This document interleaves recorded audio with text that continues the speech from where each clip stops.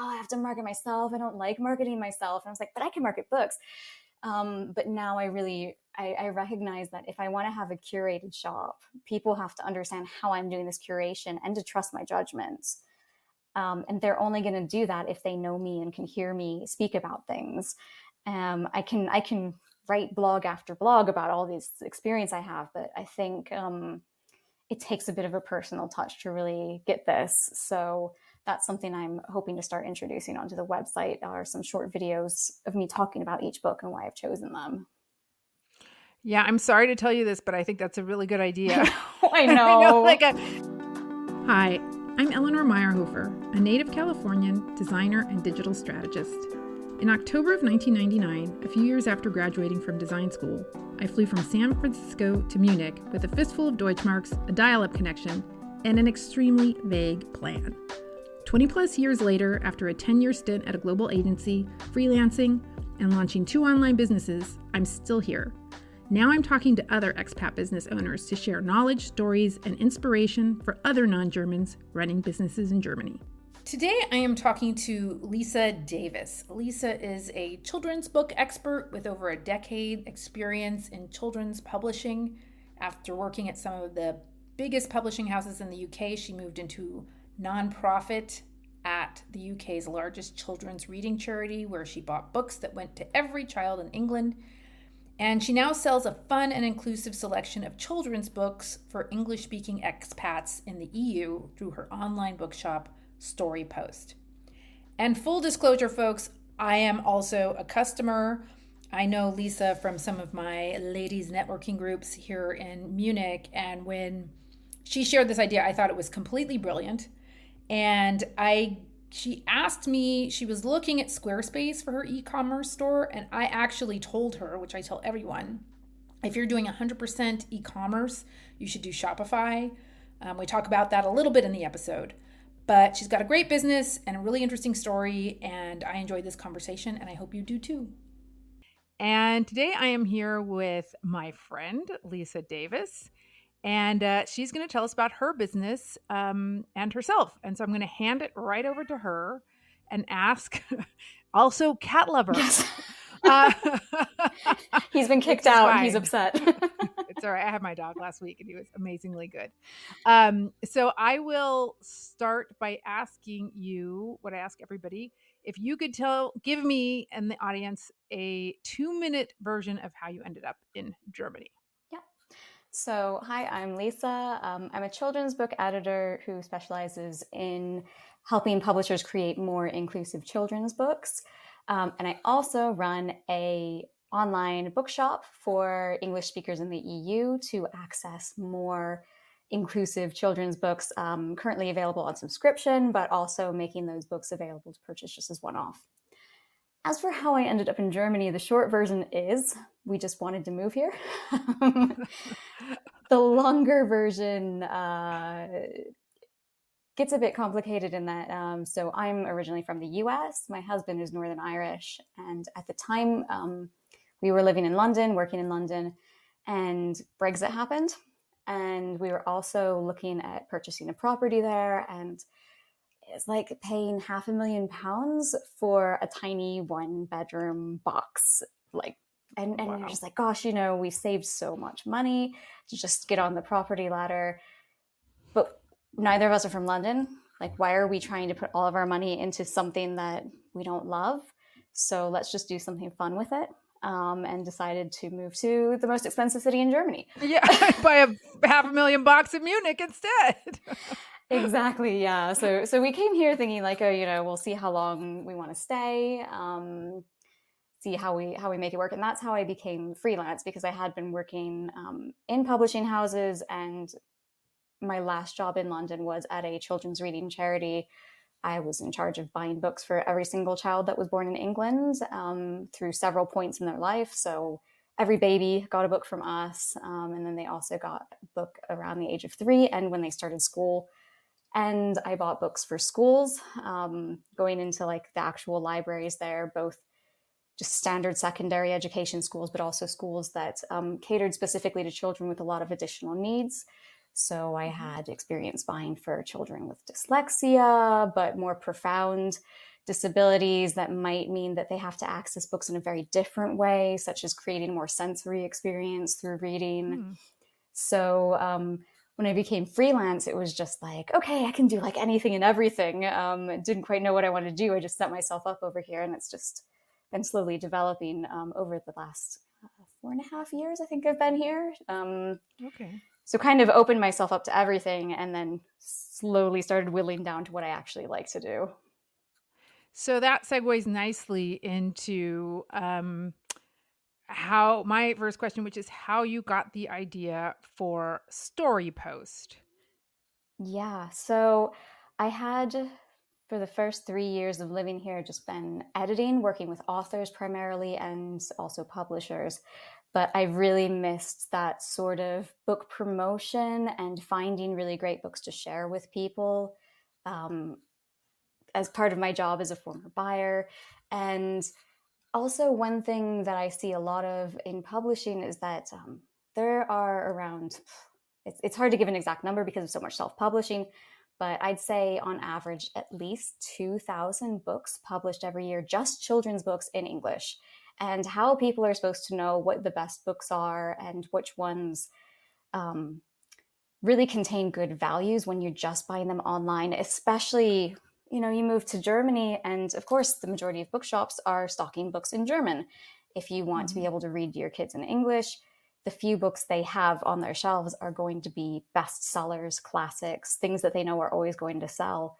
But it means that you're missing out on a lot more diversity. The children's book market has started promoting a lot more diversity of authors and stories, and we're not seeing that as much in the market here. And so between that and also when Brexit happened and it became harder to just get books from the UK, I started working with a distributor that set up in France and getting books sent here, so that I could, promote these books that maybe get overlooked because they're not written by really famous people, but really are great stories that deserve to be shared, and that a lot of the bookshops here would be overlooking as well because they don't see them as like bestsellers.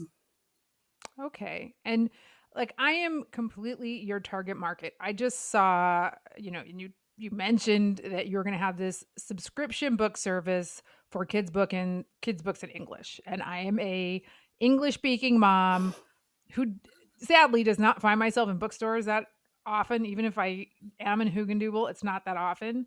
So I was just like, this is an awesome idea, and signed up right away. So I know we also had a couple of, when I think this was still kind of in the idea phase, Yeah.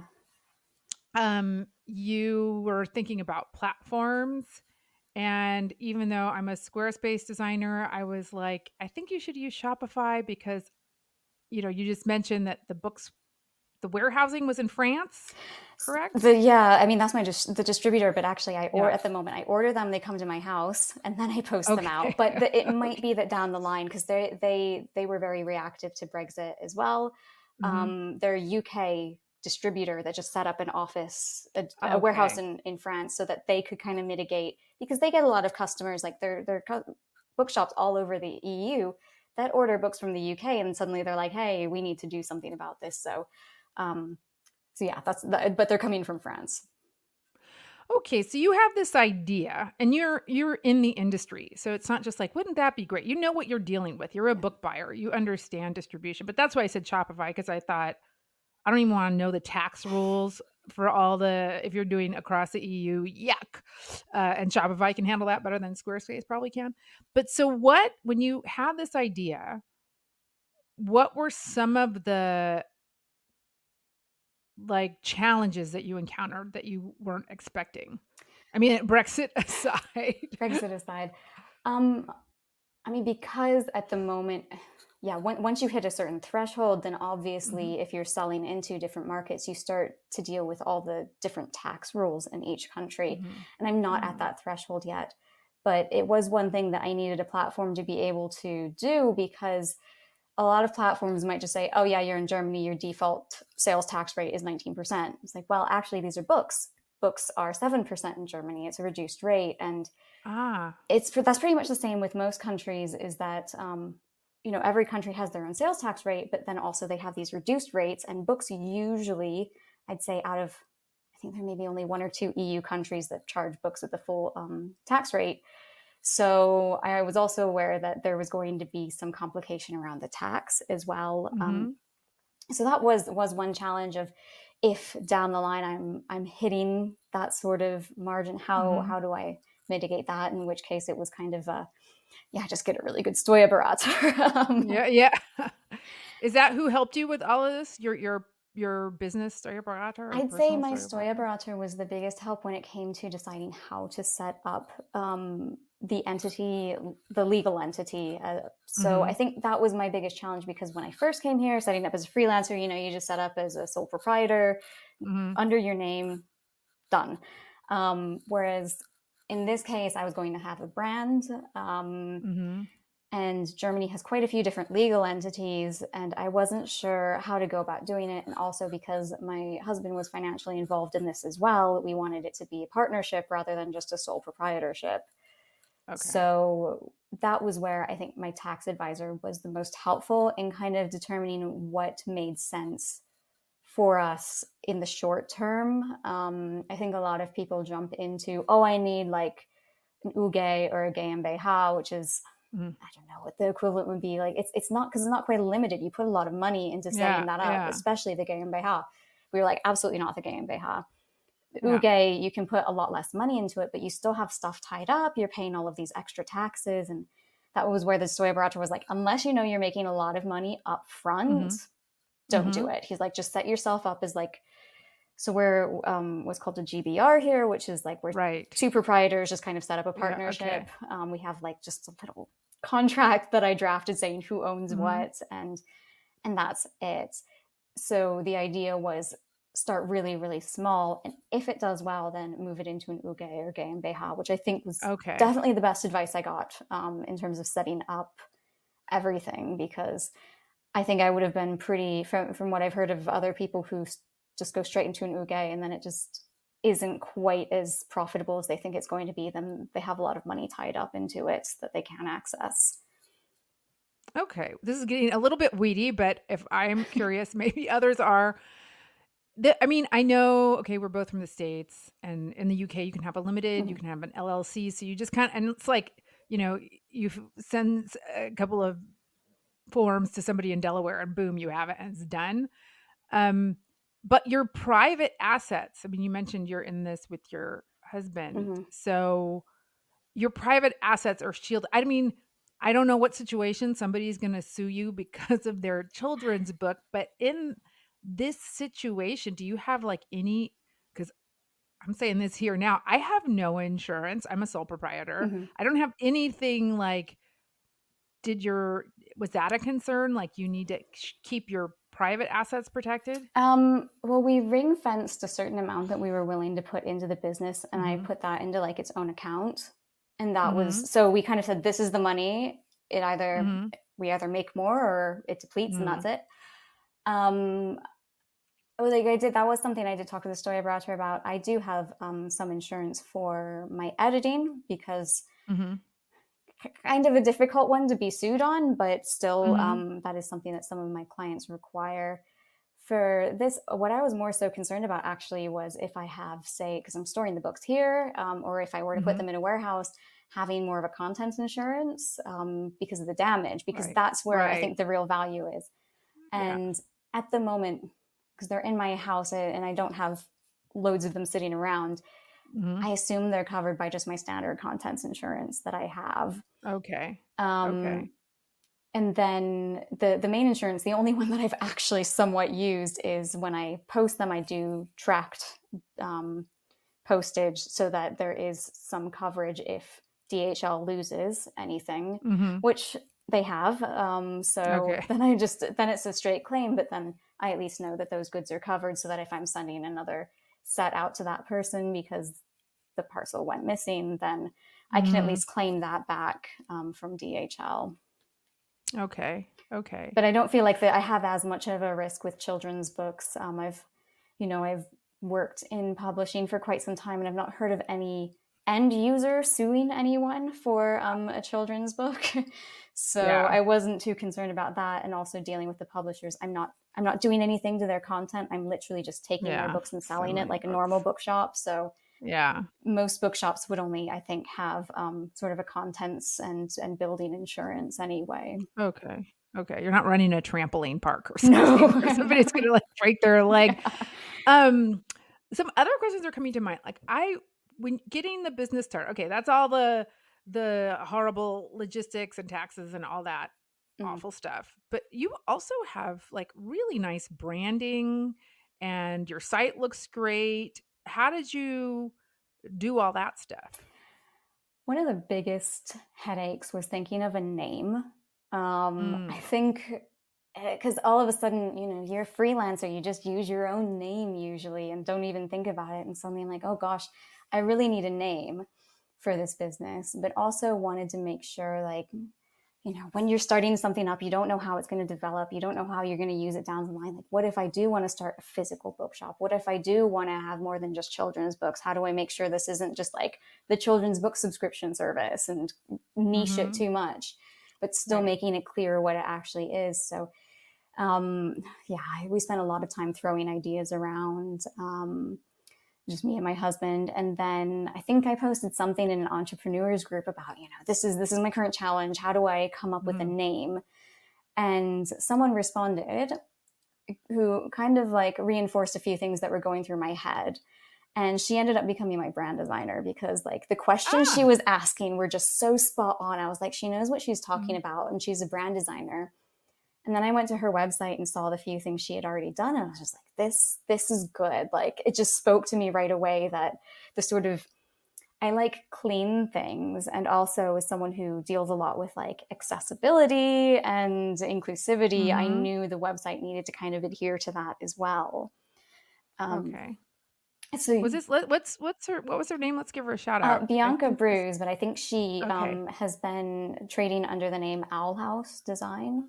Okay. Okay. Put She's it in the show she's notes. amazing. She's absolutely Okay. amazing, and I think the thing that I like, the whole process with her was great. But she gave me this like more for her understanding, but it really made me Mhm. think about the company I was setting up and the brand as well. Was she wanted to understand what I was doing and had this list of a questionnaire that I filled out, but they were really good questions to make me think about Mhm. where the business could go and what I could Mm. potentially do so that she could develop branding that would work no matter how I shifted the business. And I think that's been like a real relief for me in that I do have some ideas of other things I want to do, and the branding still works, which is fantastic.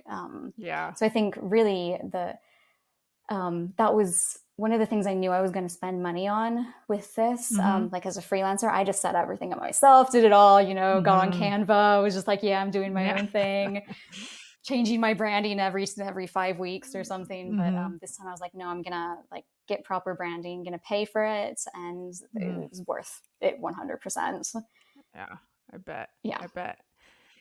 And did you again, this is an industry you already know, but did you do any additional like market research or did you already kind of have it because of what you do? Um, well, in terms of market research, what we were more interested in was how many potential customers we could have and what Right. sort of reach we would need if we wanted to purely do subscriptions.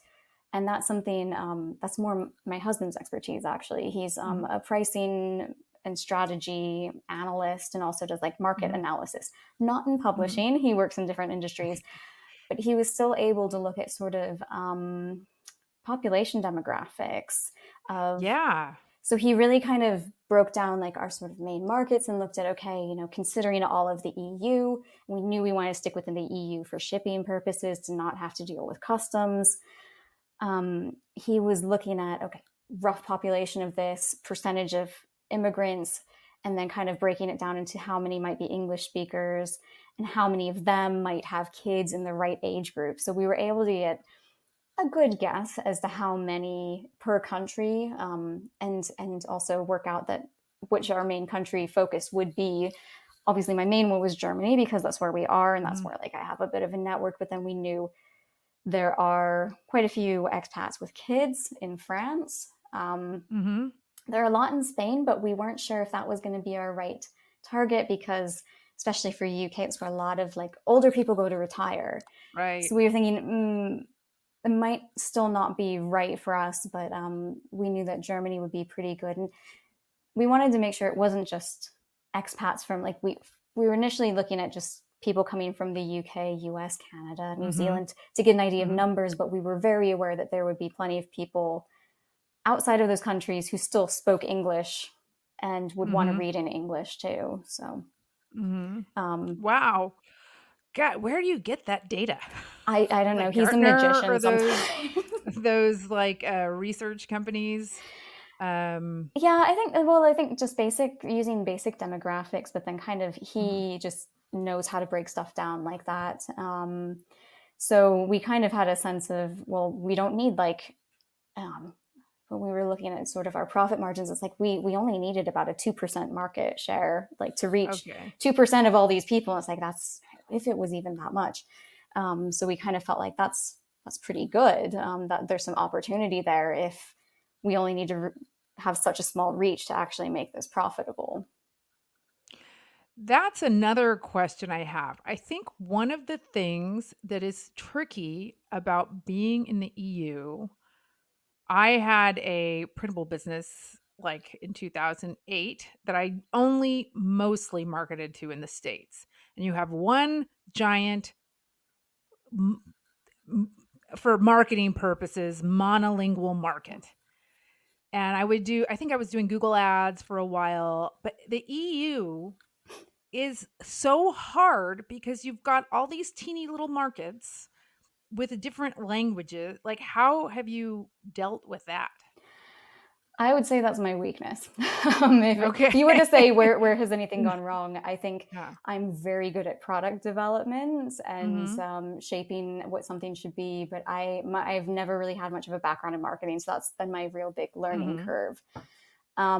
I think one thing that is nice in terms of like Facebook marketing is that when you are Mm-hmm. putting together a Facebook ad, you can narrow down that demographic to say, I only want to target people who have previously lived in the US, for instance. You Mm-hmm. can put in those demographics so that you know I'm probably reaching someone who will understand and speak English.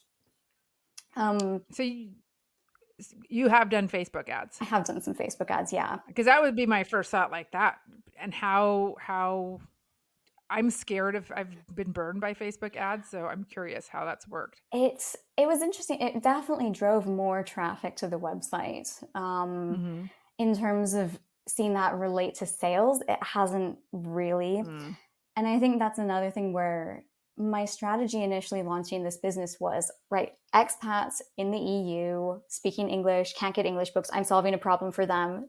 That's an easy sell, isn't it? And no, Yeah. it's not. Like, it sounds like an easy sell, but how do you convince people who don't know me that I'm choosing the best books? Mm-hmm. And get them to this website and to trust my judgment. So that's where I'm kind of shifting how I'm going to do things. And I'm going to start, I think, trying to put myself out there a bit more, which is Ah. something that I was really wanting to get away from with selling books. I think that was like one of the things when I was freelance. I'm like, oh, I have to market myself. I don't like marketing myself. And I was like, but I can Mm-hmm. market books. But now I recognize that if I want to have a curated shop, people have to understand Mm-hmm. how I'm doing this curation and to trust my judgments. Mm-hmm. And Mm-hmm. they're only going to do that if they know me and can hear me speak about things. I can write blog after blog about all these experience I have, but I think it takes a bit of a personal touch to really get this. So that's something I'm hoping to start introducing onto the website, are some short videos of me talking about each book and why I've chosen them.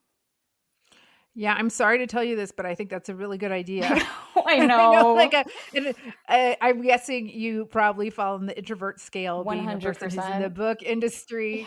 But even just in our conversations, when because we've enjoyed the books, and we've talked about this before. Like I was like, oh, I just like the story, but you've explained like the thought behind why that story is inclusive, or whatever it is about why you chose that book. And it's really fascinating, and it does I've already converted, but I think it'll be a big selling point for anybody who's Yeah, I interested. think that, and also for me, what I've noticed a lot of, especially with friends having babies and my sisters having when they had babies, like the real struggle of knowing what to get a baby as a book. Like, how early Mm, can you start reading with babies? What sort of things can they actually interact with? I think my one of my sisters, someone got her a book right after one of her sons was born, and it's a beautiful picture book. It's an amazing picture book called The Journey by Francesca Sanna, but it's quite harrowing in terms of it's about the experience of a refugee family fleeing to mm, safety. And it's like, mhm, well, this is a great story to maybe share with a child who's 8, maybe mhm. even Yeah. older, so you can really have a conversation about these things. But for a newborn, like, it's very different. It's at that stage, you're not actually thinking about the stories. You're thinking about the developmental process that the child is going through. Like the first few months, a baby can only see high contrast images. Their eyesight isn't fully developed. So giving them really Mm. intricate, beautiful illustrations isn't something they can necessarily connect with. Um, so I think those first 2 years as well, it's quite challenging for people to understand exactly what works for young children. And so that's something I'm hoping to provide some guidance on as well through the videos, because that was what I was buying for and working with a lot of experts who were delivering programs with families with babies. So I've kind of seen a lot of that interaction. That's a good point. I don't remember if when I filled it out, because all the books we get, and people, I just, again, plug, it's so great. What is it? Every like 2 months, you Three get a months. package, Yeah. 3 months, a flat pack. And it's so great when I mean, this is all fine and good that these are, selected. But for me, it was just like the pure convenience. And Yeah. as someone who's just, wants to preserve English speaking, or rather support it in my kid, um, but they're all like the right age.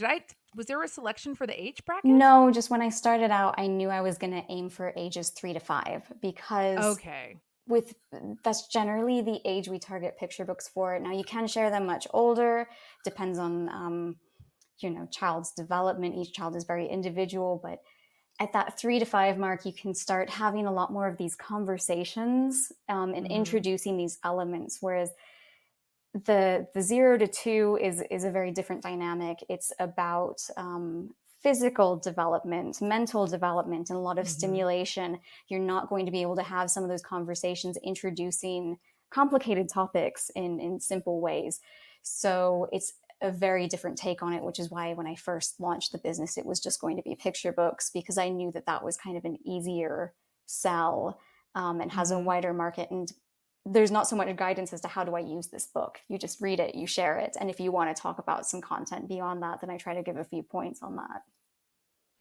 Do you think about expand, or is that just too much of a logistical nightmare to have like different age segments or options? I've seen lots of places that do it. I would consider it, but I also thought in terms of a subscription, you're not really going to, like, I'd have to have a pretty complicated setup so that I would know when to switch someone on to an older pack. Right. Right. So I was focusing more on probably one-off sales, maybe Okay. putting together a set of like baby's first year, that were in Okay. like certain developmental stages in a child's life, because it's about that 3 to 5 age group where you have a whole plethora of books that are going to be accessible to a lot of children, and you don't have to tailor it quite so much to development. Okay. That's Okay. kind So of, yeah. people can now go to storypost.eu and not only get a subscription, but also just buy the individual books. Yes, that's correct. Is that true? Yeah. Okay. And so am I correct in understanding it is when somebody hits buy now, you get a notification and then go to your spare room and pack it up? Like, is Right, they're right that behind me. that's what's happening? Okay. Okay, good. Yeah, and then just, I mean, that is one nice thing about the internet is I can just order the post online, print it out here, put everything together, assemble it all, and then I can either just take it to the post office, or since in Germany I found DHL tends to be the most reliable.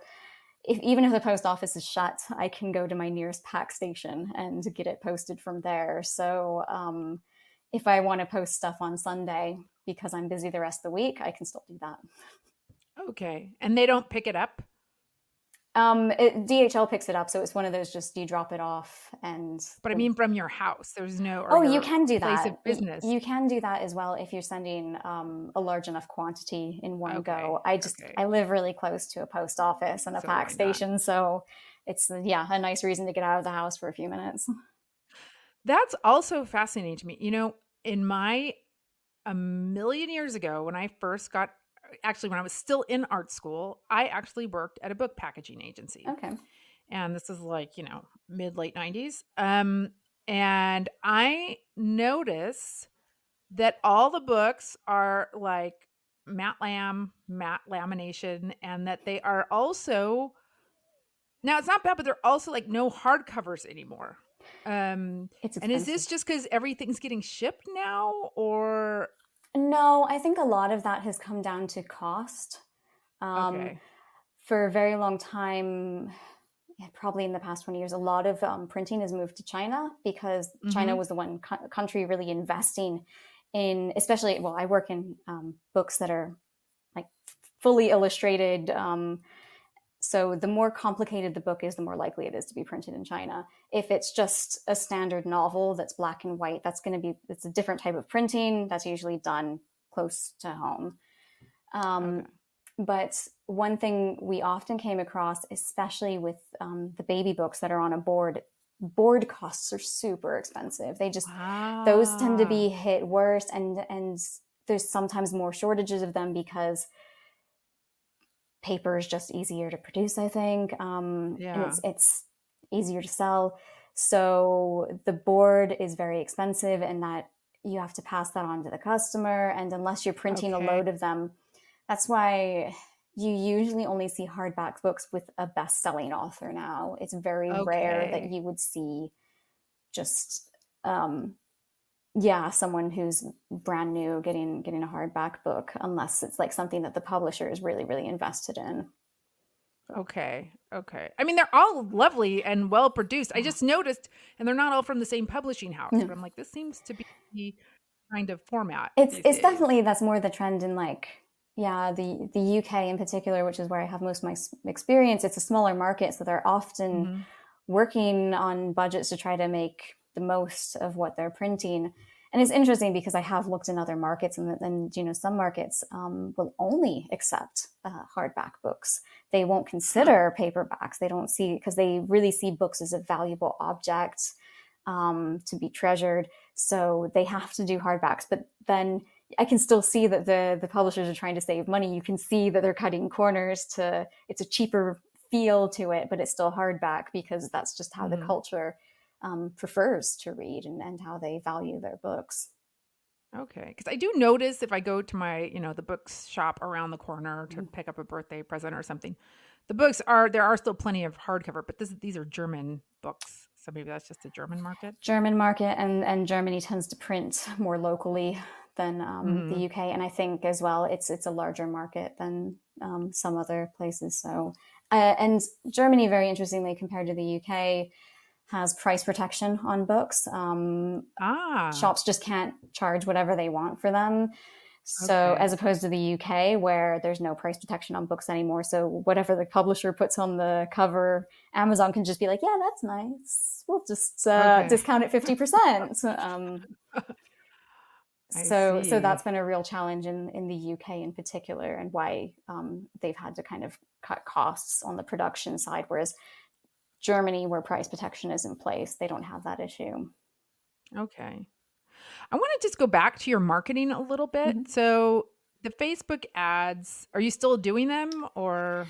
Not at the moment, because I think there needs to be a real clear reason for the Facebook ads. So I ran one when I was offering a discount on a book around Valentine's Day, which I felt like that's a nice tie-in. I think down the line, it's just kind of making sure I'm promoting a specific product that I'm driving people to, or some sort of service. I think it's quite hard to just have a generic ad about your business. Yeah. There Yeah. needs to be a real hook that gets people in. And also, just I think they need to see it multiple times. Yeah. And that's a lot of investment. And so I was trying to do like some quick one off wins here and there. And Yeah. really, everyone tells me, oh, but it takes me at least 3 views to even click on the ad, and then Mm-hmm. a few more of visiting the website to even get to a purchase. And I was just like, you're telling me to keep this ad up for that long, or to keep refreshing it? And when I have sort of a very curated shop at the moment, and I'm starting to add more product lines to it, but when I only had like 6 books in there, I'm like, this isn't the most attractive thing to be driving people to. Yeah. And it was also hard initially when I started the subscription. I wanted the books to be a surprise, because I think that's quite a fun thing. But Mm-hmm. how do you promote a product that is more of a service Ah, right. without Right. telling people? And so I think people would be a bit hesitant. Surprise books, like, you have to really, really want that or trust my judgment to purchase that. And that's where putting yourself more into the marketing comes into play. Okay, got it. Got Yeah. it. And yeah, my understanding with Facebook, which is limited, but is that you got to throw a ton of cash at it and do a lot of experimenting before it works. So it's Yes, kind of, because or they're potentially. they're also trying to work out who's actually engaging with your ads. So the longer you run them, Mm, the more their algorithms start to pick up who they should be marketing to. So okay. there is a reason to keep your ads up for longer, definitely, but you do Hmm. have to keep throwing money at it. And when Yeah. I've been trying to operate on a really tight budget, because um, I mean, I'm still paying a lot for the books. I'm still importing Yeah. them, and Yeah. the shipping costs just coming from France. They I don't know why my distributor, they just use the most extortionate shipper, so that the books get to me very quickly, which is great. They arrive Yeah. fast, and they're well packaged. But yeah, so when I'm thinking about how can I save money, often Yeah. marketing feels like the place. But Right. it also, I think, I've heard a lot of people. I was having conversations with some people that would have been in my target market, and all of them saying, oh, I just can't stand looking at Facebook anymore. It's nothing but ads, and I'm just Yeah. not even going on social media anymore. I just can't bear it. And even in my freelance work, I was running an Instagram account for a while, and no work was coming from it. So I have found social media promotion to be a bit disheartening, Hmm. especially when there's kind of a person there trying to promote something. Yeah. So that is why I'm also trying to take like a slightly different spin on maybe producing some videos and talking about Hmm. things, and maybe using YouTube instead of social media, instead of like Facebook and Instagram. I think that could be really smart, especially around discoverability Yeah. in a non-English market. Because then, I mean, sure, you need to use certain search terms, but I'll be curious to hear how that goes. Yeah, because it is something, anytime you're looking for any sort of expertise, and there's just like a 5-minute YouTube video, if even, or a 1-minute YouTube video that just answers that question right away, it's like, all right, Hmm. yeah, I'll take that quick tutorial that tells me what I need in 1 minute, as opposed to scrolling through loads and loads of blog posts. Right. I mean, each Right. person's different. Sometimes I prefer the blog posts, but there's a lot to be said. As someone who works in words constantly, I know that the video is actually more appealing to a lot of people, and you get a lot more content in a short video than you can as someone reads for a minute. Yeah. This is a question. Sometimes not always, but sometimes I think it's interesting to go low tech. I mean, everybody's first impulse is to just go digital. But did you do anything around like postcards in strategically placed places, or like library? I mean, it's weird because the library here is in German, but I don't know. People want their kids to learn English. Did you do Yeah, anything like that? I did notice that my local library was doing reading in English. They had the Oh, occasional, really? I think every couple of weeks, they had someone coming in and reading picture books. And so I just went in and put a flyer up on their notice board and Yeah. said, hey, you Yeah. want to buy books in English? Yeah. Here you go. I think, speaking to people around here as well, what would have been probably my best opportunity that I should look into taking advantage of is meeting parents face to face at like some of the parent nights at the international schools. Right. Right. I've heard that, so many people might be familiar with Usborne books because Mm-hmm. they kind of operate a bit like Avon makeup or Tupperware. Like Yes. they have individual sellers who set up their own businesses and sell their books, and they seem to have a really good hold on and in with these schools and go. Mm-hmm. Yeah, I was speaking to someone the other day, and they're like, you need to get in there because I don't spend my money any other time on books because I know the Usborne people are going to be at these parent teacher nights, and I'm just going to spend all my money on books then. Yeah, they pitched. I'm on the forestand of my kids' kindergarten alternate initiative, and somebody pitched me on in a Facebook message or said something like, and then not through her, but from somebody else. We had like a book day. I don't Mhm. even know how it happened, or they reached out to the teachers, and you know, where parents were like, "Oh yeah, I'll buy 2 books." So that's interesting. Yeah. Uh, So I think in terms of when it's something that, I mean, books are always a complicated thing to market because they are for children, but you're marketing to parents to the parents, and trying right? to also explain why it's worth reading to children as well. Because I think everyone knows, oh yes, it's good to read to my child, but there are so many there's bonding opportunities you have with your child. But I mean, children who read for pleasure, it has been proven that reading for pleasure is a greater indicator of success than anything else, like socioeconomic status or parents' education levels. If a child reads for pleasure, it's a Oh better indicator wow. of success. So that's also why I'm quite interested in promoting the fun of reading. I think Usborne books are really great in that they are fun, but they tend to be nonfiction as well, um, which is great. Right. And so I'm not actually touching nonfiction because like I Yeah. know Usborne are here and they do what they do and they do a fantastic job and I can't compete with that and I don't want to compete with that. Mhm.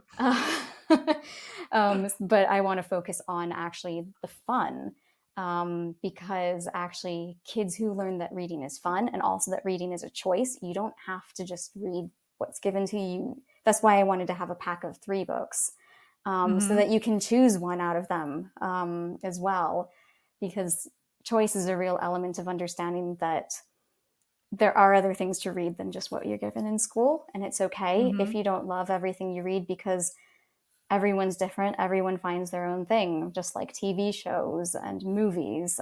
Books are the same. So I always feel like everyone can be a reader if they find the right thing. And so it's Yeah. important to introduce that fun and choice element quite early on to a child.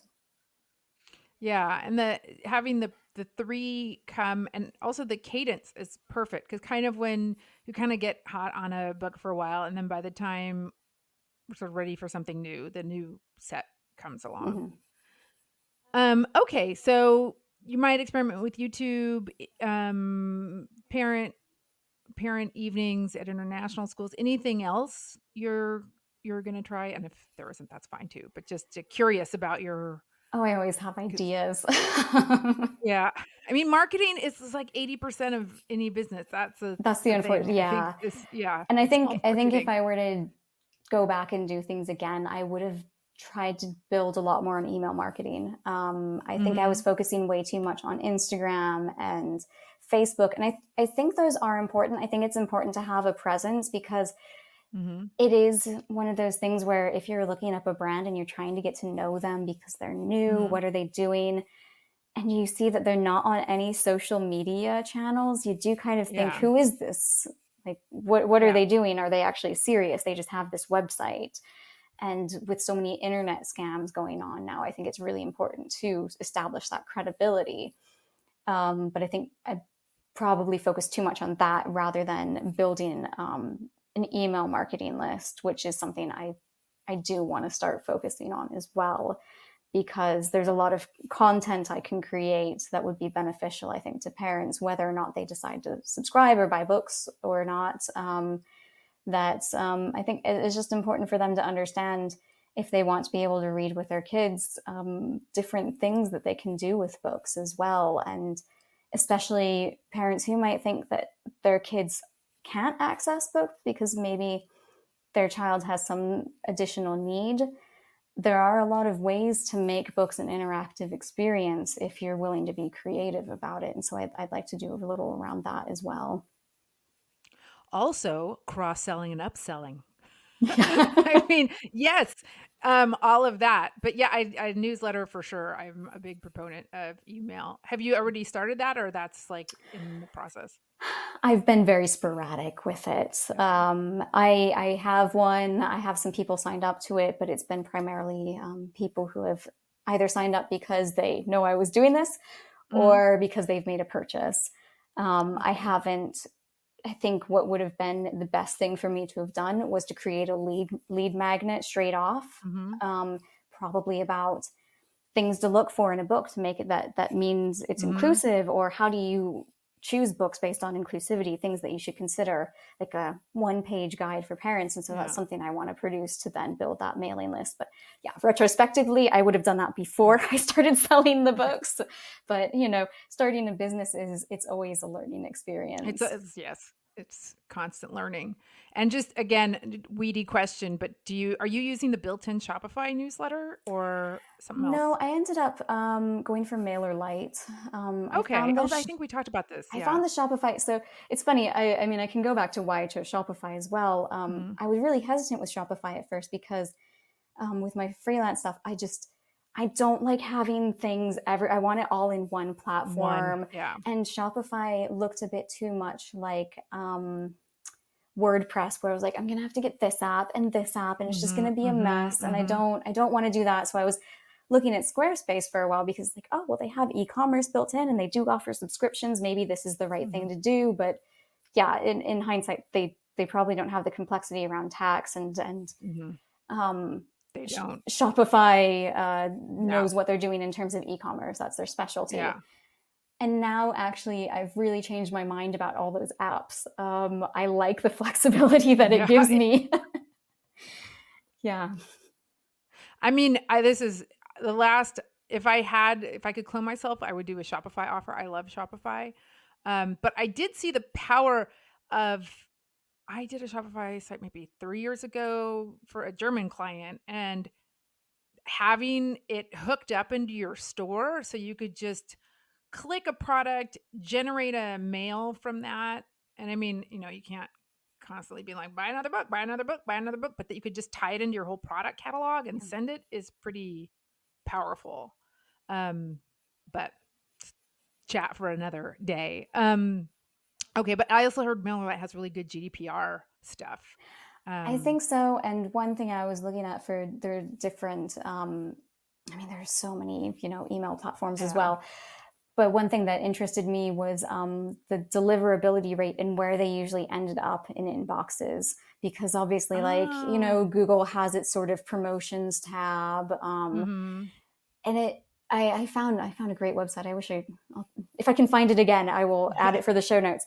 But it really broke down the email providers, all these different platforms, and where emails ended up, not just generally, but they would look at, Mm. if you're sending to a Gmail address, how likely is it to end up in the inbox? If it's Hotmail inbox, Ah. like, it was really cool to see, and Ooh. like, there might have been some that performed a little bit better than MailerLite, but I liked MailerLite, and also having someone who knows about pricing in the Mhm. building. When we were reviewing things, their pricing seemed to be the most reasonable. And also, I've used Mailchimp a lot, and I just do not like Mailchimp. Yeah. I Yeah, used to, yeah. I'm Bye-bye. not a fan, so Yeah. I was It up for got too something crazy. different. Yeah. Cool. All right. Well, I will wrap it up with I mean, we sort of talked about what you wish you have known or what you have done, but do you have any guidance you would give fellow or aspiring business owners in Germany? Whew. In Germany, in particular, Or any expat, any person living outside of their home country starting a business? I think a couple things that have been helpful for me in my freelance business, when I initially started off just taking on any work that came to me, but then working out what I wanted to do, it felt like it was hard to make that shift initially to just focus on those things and to niche down. Mhm. But I think when you are clear in your messaging on your website, or like, your elevator pitch, in where you want to be going, that it starts to kind of realize it. And that's worked really well for me. And also, I would say for something that's more like product based, starting as small and simply as possible, rather than just throwing everything at it.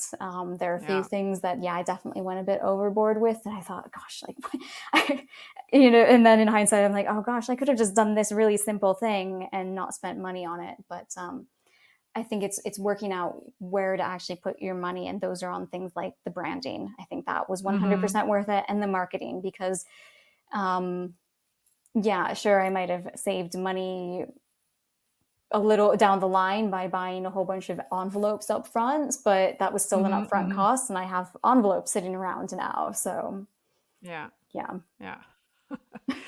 All right. Well, tell us again where people can find you and get to know more.